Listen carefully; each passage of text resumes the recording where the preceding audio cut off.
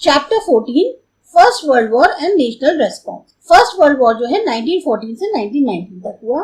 इसमें जो है ब्रिटेन ने अलायंस किया था फ्रांस, रशिया, यूएसए, इटली और जापान के साथ, और यह खिलाफ थे जर्मनी, ऑस्ट्रिया हंगरी और टर्की के। ये वही दौर था जब इंडियन नेशनलिज्म जो है वो काफी हद तक मैच्योर हो गया था। जो नेशनलिस्ट थे उनका जो रिस्पॉन्स था ब्रिटिश पार्टिसिपेशन को लेकर फर्स्ट वर्ल्ड वॉर के अंदर वो थ्री फोल्ड था। पहला, जो मॉडरेट्स थे उन्होंने जो है एम्पायर का सपोर्ट इसलिए किया वॉर के अंदर क्योंकि वो उसे अपनी ड्यूटी समझते थे।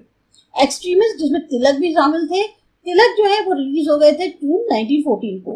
उन्होंने जो है सपोर्ट किया वॉर एफर्ट्स में। बस उनको गलतफहमी क्या हो गई थी कि ब्रिटेन जो है उनकी इस इंडिया की रियल जो लॉयल्टी है उसको कहीं ना कहीं कृतज्ञता की तरह वो उसको रीपे करेगा और उनको सेल्फ गवर्नमेंट दे दी जाएगी। वही तीसरी तरफ जो रिवॉल्यूशनरीज थे वो जो है सोच रहे थे कि ये जो मौका मिला है एक बहुत अच्छा सा, इसको यूटिलाइज करना चाहिए और एक वॉर जो है वो छेड़ देना चाहिए ब्रिटिश रूल के खिलाफ और अपनी कंट्री को आजाद करा लेना चाहिए।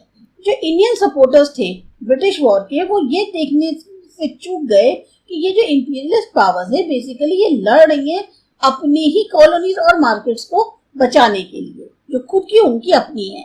रिवॉल्यूशनरी एक्टिविटीज जो है वो कैरी करी जा रही थी गदर पार्टी के थ्रू नॉर्थ अमेरिका में, बर्लिन कमेटी के थ्रू यूरोप में, और कुछ स्कैटर्ड म्यूटनीज भी हुई इंडियन सोल्जर्स के द्वारा, जिसमें से एक सिंगापुर में हुई। अब इंडिया के अंदर जो है रिवॉल्यूशनरीज चाह रहे थे कि इमीडिएट तौर पे कंप्लीट इंडिपेंडेंस मिल जाए, और वॉर जो है उनके लिए एक बहुत बड़ा, जैसे कहते हैं भगवान का दिया हुआ मौका था। इंडिया के अंदर ट्रूप्स जो थे व्हाइट सोल्जर्स के, अब वो बहुत कम होते जा रहे थे। लगभग उनकी संख्या सिर्फ और सिर्फ 15,000 रह गई थी।